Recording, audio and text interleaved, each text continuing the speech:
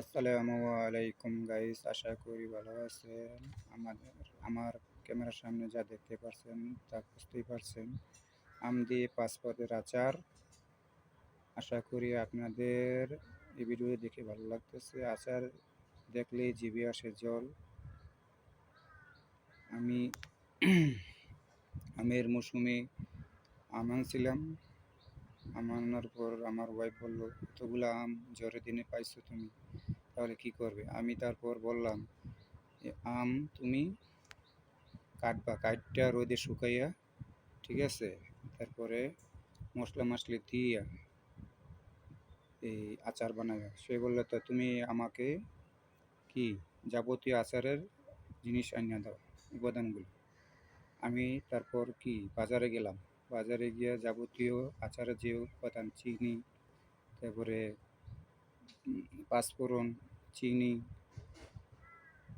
তারপর মশলা, গরম মশলা, এভরিথিং, তারপর হচ্ছে তেজপাতা, বিভিন্ন মশলা দিয়ে এইসব বানানো হয়। ওইসব মশলা আমি বাজার থেকে নিয়ে আসলাম।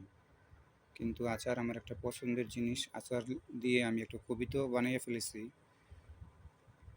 আচার আচার আচার রে, তুই বড় জল টক রে, তোরে দেখলে জিভে আসে জল রে, তোরে অনেকে টাকা দিয়ে কিনে খায় রে, তাই তো টাকা, কি মজাদার তুই রে, দেখলে মনে, খেলে মনে আনন্দ আসে রে। আসলে আচার খুব টেস্টি একটা জিনিস, যা খেলে মুখে রুচি আসে। আমি খাইতেছি। বিসমিল্লাহির রহমানির রহিম।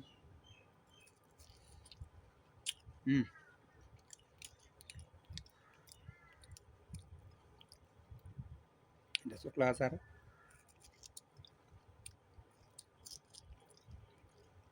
এক মজা।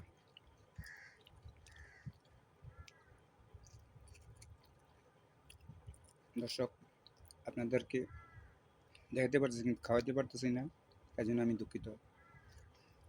খেতে চাইলে বাড়িটা বাড়িতে আসবেন।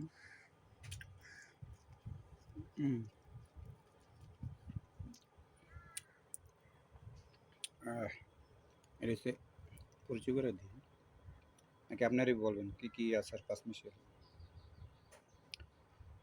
নাকি আপনারই বলবেন এর হচ্ছে আম সত্তা, আর হচ্ছে আম। আপনারই বললেন, আমি খাইতে চাই।